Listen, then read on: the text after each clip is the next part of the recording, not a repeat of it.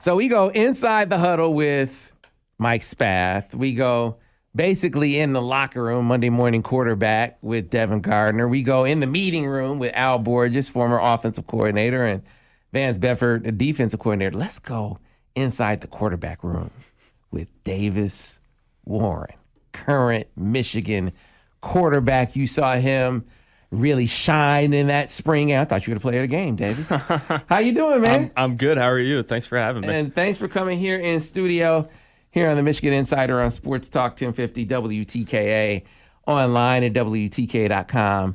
It's been a chat and interview that I wanted to do for a long time, that I've been looking forward to since I heard about it, because your story is so inspiring. Sure, we're going to talk about last week's game and all that, practice and all that. But let's talk about your journey. Yeah. Let's go back, rewind the tape to prospect Davis Warren. And I mean, you were on a track, man, and then suddenly life sort of hit you, sir. Smacked you in the face there Yes, a sir. bit. Yeah, and in March of 2019, so I played my at that point my junior year of high school football, and was getting recruited by some schools. No schools like Michigan, but some smaller Power 5 schools, a lot of Ivy League schools. I'm from Southern California, so kind of like a high school football mecca in a bit of a sense. But and then in March of 2019, I started feeling a little under the weather. Thought I was just getting sick. And I was a kid who never got sick growing up, so it was like really weird for me. And I was like, man, I just don't feel that good. And then my dad one day was like, man, you just really don't look right. And took me in, got some tests done, and then didn't really figure out the results of those tests. And then they're just like, you got to go to the children's hospital. And that's when I kind of knew it was probably worse than I thought, and knew that something probably was up. And I actually told my dad, I was like, Dad, like, we don't have to go. Like, I literally had a 7-on-7 tournament the next day. And I was like, oh, I'll be fine. Like, I'll play in the tournament, and then we'll go up there, whatever. And then he's like, no, we're going. So whatever, we will go up there. And 6 hours later, our doctor comes in and tells me, you have cancer. And it really was every bad thing that can go in your head at that moment, runs through your brain. You just have that empty feeling like, are you going to make it? That thought definitely crossed my mind.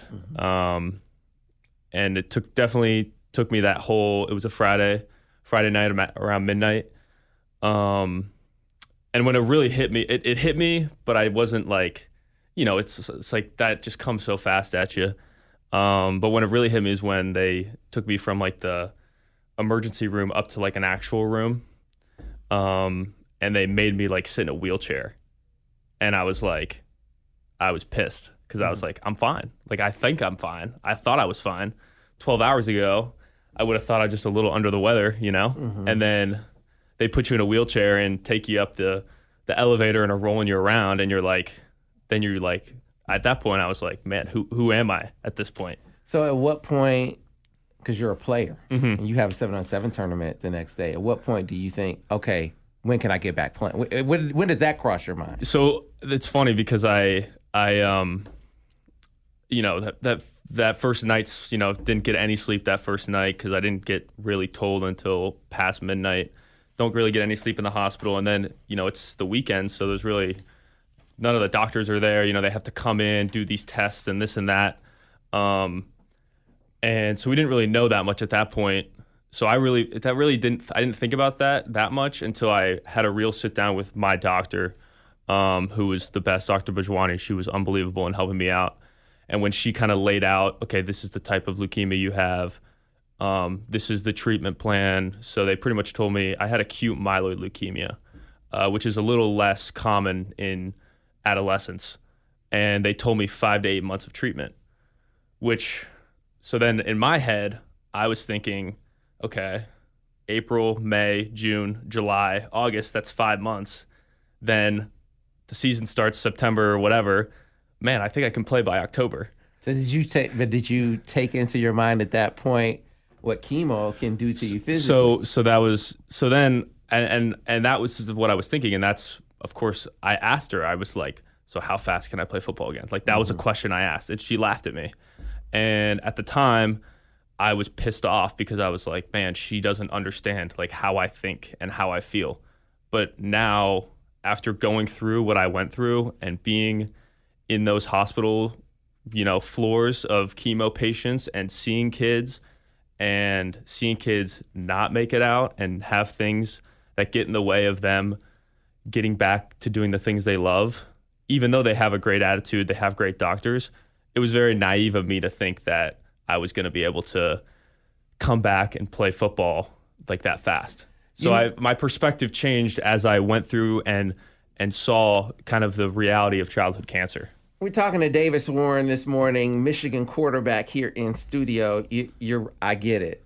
You needed that perspective, but I also feel like reading about you, listening to you talk, that sort of resilient spirit was part of why you were able to come back as quickly as you 100%. And I always, that mindset, I held that throughout the whole time. Like, I set that date, October 3rd, we were playing against the Hill School. And I told my coach, I told my parents, I was like, I'm going to go play in that damn football game. And I attribute some of that to, and some of my journey and how well my treatment went. Because really, from the day I was diagnosed, everything went exactly how it was supposed to. Like, the first round of chemo, they told me it was going to be like 3 to 5 weeks. I was out of the hospital in 21 days. The second round, they told me it was going to be like 4.5 to 6 weeks, and I was out of the hospital in like 32 days. And so and I didn't really have any hiccups along the way. The chemo worked exactly how it was supposed to. Everything really went according to plan. And so I really just am super grateful and lucky. But the whole time I was thinking about playing at a football game. Like, I was trying to do as much as I could to like go on walks, go bike. I even went, like, after the first round of chemo, when I went home, I like went to the field with my dad and like threw a football. And they were like, why would you do that? Like, you shouldn't do that. Like, that's not smart. But I just needed to like feel that, feel the ball come off my hand, like all that stuff. Like, that kept me going. And I think kept my mind and my mindset like strong. And I think your mind is such a powerful like tool. And I think I used it to the best of my ability to help get me to where I wanted to be. But at the end of the day, like, there was a lot of luck and a lot of stuff to be grateful for that was out of my control. Yeah, well, a lot of great support, your family. Totally. Family, friends, coaches, doctors, of course, a lot of terrific support. So they helped put you in position where you could meet that date. Question was, what shape are you in physically? So the chemo worked, but physically as a football player, what kind of shape were you in? I lost it all. So I was like 185 pounds when I went to the hospital. Pretty strong, not the strongest guy in the room, but pretty strong, pretty quick. And I lost all that. I dropped probably 35 pounds just from not eating and not doing anything. Like, I'd sit in bed for like 5 days straight and just watch Game of Thrones. Which was another key of getting me through it. I went through that whole series. Had you watched it before? Nope.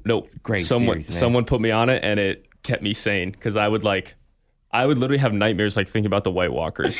Like, I'd be in the hospital and I'd be like, I'd watch an episode and then I'd be like, oh my God. Like, so you saving House of the Dragons for after the season? No, I'm not. I've been digging into it, but I'm behind. I'm a couple episodes behind, so we can't. I understand. You got a season going on. We can't talk about it. I hear you. But so I wasn't in great shape. But as I got into those last 2 rounds of chemo, I started to do more push-ups and little things like 30-second plank, 10 push-ups. Started, worked with my quarterback coach, Taylor Kelly, on like getting some, and I know you guys talk a lot about like Tom House and what he did with JJ. So Taylor had reached out to him because they're kind of have worked together in the past, and he's kind of like an offshoot of Tom House, and kind of helped build a plan for me to get back to throwing and with the weighted balls and all this different stuff, to get my arm ready. And I was doing that in the hospital and different things. Like, I started by throwing like 10 footballs to my dad in like the garden. Like, there wasn't like it's in downtown LA. Like, there's not like any space. So there's like this little garden and this little turf strip that I would throw to my dad on, which was kind of crazy thinking back on it. But so I just did those little things. And then when I got back to school worked with the strength coach there, Coach Volkmar, and like literally we started from scratch, just doing little things, getting back. He put me through all these different things to strengthen like the ligaments in my different, tendons and all that stuff to really make sure I was ready. And then got the go ahead from the doctor and was able to play in that game on October 3rd, which was pretty unbelievable. Pretty unbelievable. Testament to, like you said, all the support, but an unbelievable and love of the game, right? So you were a prospect before that, though. And so in sort of the path or journey to get back to prospect level, you had decided to transfer, right? Yeah, so I before I got sick, the school I was at in Southern California, like we ran like this we were a spread system, and then my junior year we went to this like triple option. Like we had a new coach come in, and it didn't really fit my style. Wanted to drop back and sling the rock, so wasn't a great season for us. I stuck it out because I thought it was important that first junior year before I got sick, in the fall of 2018. But then I kind of was given an opportunity to go transfer to a school in New Jersey under a guy named Chris Maleo, who actually coached Grant Newsome in high school, who's now our tight ends coach.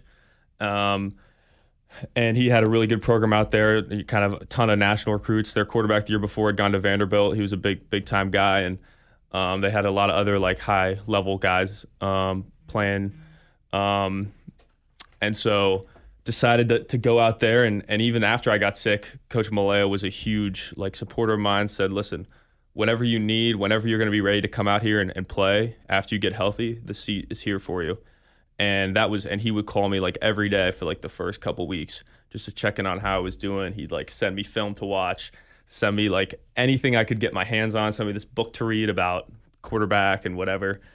And so he was just like a huge supporter of mine. And then even after, I was healthy again when I went out there to start the season, he was like willing to get me in, and I couldn't even play the whole game when I was healthy. Like that first game I played, I could only play like a couple drives. But he gave me that opportunity, let me sling the rock when I was in there, and I will forever be grateful for him and giving me that chance. And and then even after the season, like I played in a couple games, and then I had a game where I couldn't play because my blood counts weren't high enough. Mm-hmm. So like it was like a thing every week. He like researched what I needed to do to get my platelet level higher, and we got this like papaya juice extract. So I was like taking shots of like papaya juice extract to try to raise my blood counts to play in the next game. And I was able to play in the last game of the year, led a big 2-minute drive at the end of the half to kind of get us going. It's a real thing, papaya juice extract? I mean, I don't know if it really worked, but like it worked a little bit, enough to get me back and ready to go. So, and then even after the season, like working, he would, we'd work out and stuff and kept me rolling. And I really didn't feel like 100% healthy until January of 2020. Like it took me that long to feel like, okay, I'm back. I'm ready to roll. And then within 2020, COVID. And then COVID hit. So then, like you said, as a prospect, like I just didn't really have anything. Like I didn't have the film and the all the stuff that I needed to get recruited at a high level. And he was the one who was like, you're a Power 5 quarterback. You're one of the best quarterbacks in this country. You just haven't had the chance to do it yet. You've been stuck in a triple option offense, and then you had cancer, and now there's this global pandemic going on. You have to go to the best school you can. You have to play like high level football. Like don't settle.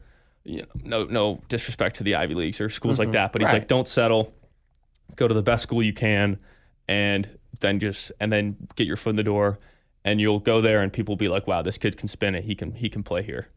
And it turns out he was right. And so how did Michigan come about for folks who haven't heard that story? So I training with some guys, and like I said, Tom House is kind of like 3 kind of like disciples, Adam Dedeaux, John Beck, and Taylor Kelly. And I've been training with them a ton, and they kind of had some connections along with Coach Maleo, my coach in high school. He knew Coach Gaddis and Steve Kasula, who was a assistant coach for us last year. He's now at UMass.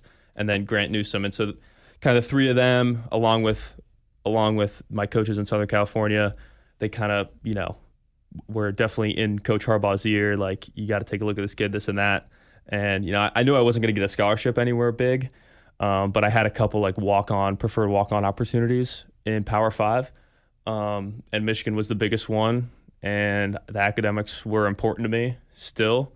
And so I knew it was the spot that I wanted to be. Right. We're talking to Davis Warren this morning here on the Michigan Insider on Sports Talk 1050 WTKA, online at WTKA.com. So fast forward to the spring game. How long had it been since you had, played in even though it was a spring sort of exhibition, but a game-like setting, how long had it been since you had done that? Oh, it had been since the fall of 2019. But it had really been like that. I wasn't 100%, like I said. So it had really been like another full year. So it'd been a while. And I was lucky enough where last season I played a ton of scout. It was pretty much all scout team, playing against Hutch and Jabo and Dax and Ross and Brad Hawkins and that whole crew. And those were game-like settings every day I was getting in, which helped me out a ton and really was huge for me. Like, that was the best thing I could have been doing at that time, is just taking a million reps, just dropping back and figuring it out.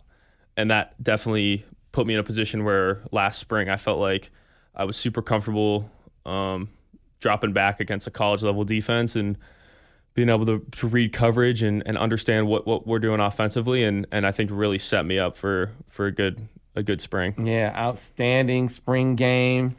Hearing about your all fall camp. Now you get into the season, and I know competition at all levels of the depth chart still going all on, levels, right? All levels. So it creates that kind of but inspiring journey that you're in the mix. And I imagine that there are a lot of kids that can draw from that, and that sort of makes it very fitting that you're now an ambassador for the Leukemia Lymphoma Society. So take me into how all that came about. Yeah, they through a guy named Andy Gremmel who kind of set this whole thing up. He reached out to me and wanted to. He works with Light the Night in Grand Rapids, and he heard about my story and reached out, and through Coach Harbaugh's dad, and really kind of got this whole thing rolling. And it's really awesome because COVID and different things happen, and of course I've been pretty busy, but I've always felt like it was my duty to do more and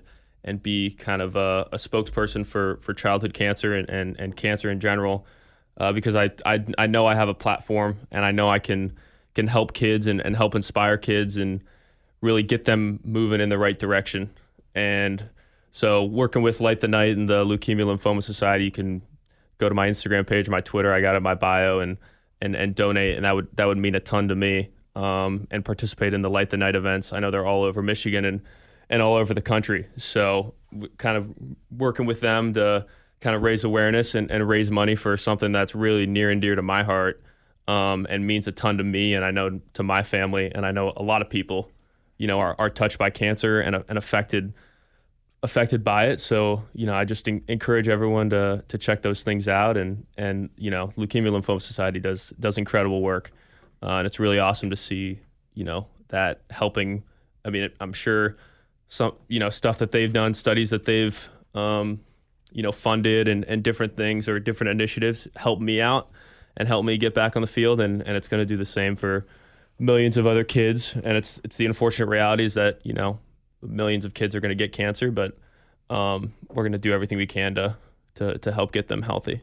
So for folks who aren't familiar with what a Light the Night event is, kind of tell them about that. And I know there are 3 in Michigan. There's one in Midland on the 22nd, one in Detroit on the 29th, and one in Grand Rapids on October 6th. So which one are you gonna?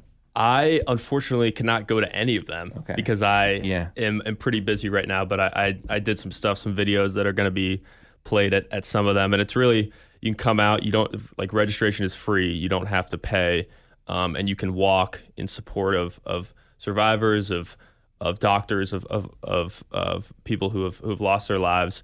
But I encourage everyone to, find a team in your area, or you can, like I said, you can go to my Twitter or my Instagram, Davis Warren, and I have it in my bio. I have my own team that you can go help and donate to help support. And, it's that simple. You get up and they have lanterns and stuff, and we light the night, and you go on a little walk. So it's it's a pretty cool event, and it definitely, you feel the community, you feel everyone come together in support of a cause that we can all agree needs more support and needs help, and touches us all in some way. So it's really awesome. Yeah, we will definitely tweet it out as well. Hearing all of this, and you talked about the perspective that you got from going through chemo and seeing other kids, have as tough as the time as you were having. There were other kids who had it even tougher. I imagine when you go through something like that, as tough as competition is on the football field, I imagine your perspective is kind of different. Like, yeah, this is tough. It can be frustrating at times, but there are things that are a lot tougher. 100%. 100%. I like to tell the QB guys, like, if you just come in every day, grateful to be there, grateful to wake up, grateful to there's a poem I love by a guy named Chief Tecumseh. And it says, like, if you rise in the morning and see no reason for giving thanks, the fault lies only in yourself. And I think it's like kind of one of my mottos that I really like, and I think it holds true and kind of pushes out all the crap that you got to deal with or whatever, this and that, and just if you can wake up and be grateful, then you're going to have a good day. So it's pretty awesome. Yeah, I mean, perspective like that is, I mean, you wish it was available in every position room, right? Because, you've been on a lot of teams. The line between competition and camaraderie is very, very fine. And so maintaining that, you got to be intentional about it, right? You gotta focus on that in order to achieve it. Totally. And Coach Weiss does a great job in our room I know there's a lot of eyes and ears and people. I mean, no offense to you. I know you're one of the talking heads who probably adds to it a little bit, but that's fine.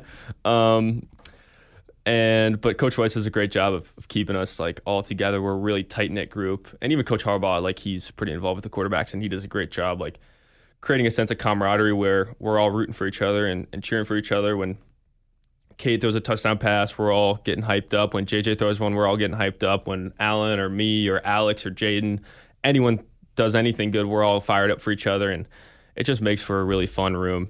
And I think it's the only way that you can, because the quarterback is really the set, like, what, I think sets the tone for the whole team. Because the reality is there's competition going on in every single room. Mm-hmm. While it might not be as talked about as the quarterback room, the same thing's happening in every single room with young guys and older guys and this guy and that guy. So I think it really just sets the tone for the whole team and creates a really cool setting for us to just go compete. Yeah, especially the quarterback. I mean, and that scrutiny, it comes with the job. I mean, because as much as talking heads talk about it, guys outside the quarterback room on the team talk about it too. 100%. Everyone has their opinion. I'm sure, the receivers are chatting about this guy or that guy or whatever. Doubt. So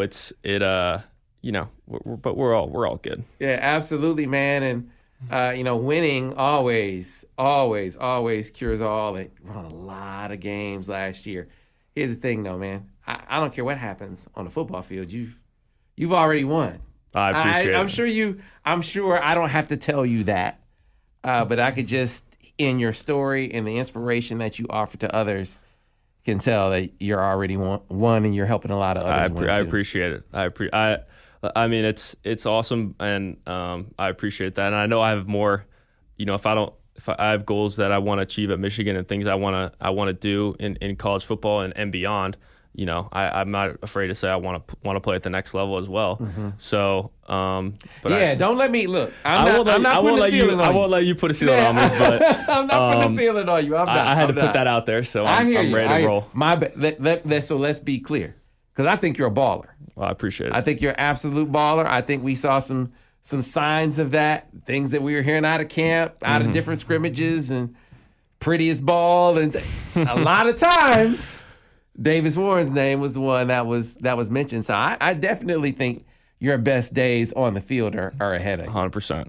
So, all right, let's tell the people one more time about Light the Night events and your ambassadorship for the Leukemia Lymphoma Society. Yeah, so Leukemia Lymphoma Society Light the Night events. They're, registration's free. You can show up, just walk in support of survivors, those who've lost their lives. You can go to their website. There's 3 events across Michigan coming up here in the next month or so. And if you can't attend or whatever, you can always go to my Instagram or my Twitter. I got the link in my bio, and you can help support my team in support of childhood cancer and a cause that's really near and dear to my heart. And I'd really appreciate that because it means a lot to me and my family. And it's gonna be really awesome to see everyone walking in support of a cause that really affects all of us in different ways. Yeah. So I really appreciate you guys having me on. Yeah, and last one, because we talked a lot about your football journey, talked a lot about the doctors. Let's talk about your family on the way out and just how much support they're the best. They're the best. My dad, even my sister and my mom would catch passes for me in the hospital. Like I throw the ball pretty hard, even when I'm like 160 pounds and have a tube attached to my arm. So they were pretty awesome. And whatever I needed, whether I needed a pizza or some food or even like one cracker, like one little piece of food to eat, something, they were always there for me, supporting me and making me laugh and keeping me sane and also just telling me like, yeah, like there's no books on doing like going back to playing like tackle football after getting cancer. Mm-hmm. So there's no like precedent for that. There's a couple here and there, a couple people who've done it. But they were the ones who were like, yeah, like go do that. Like that's like, yeah, that's something you can do. Like go, let's go F and do it. And, and we found a way. So it's pretty awesome. Absolutely. Thanks a lot for sharing with us, Davis. Good luck this season. We'll talk to you again. Yeah. Appreciate you having me on.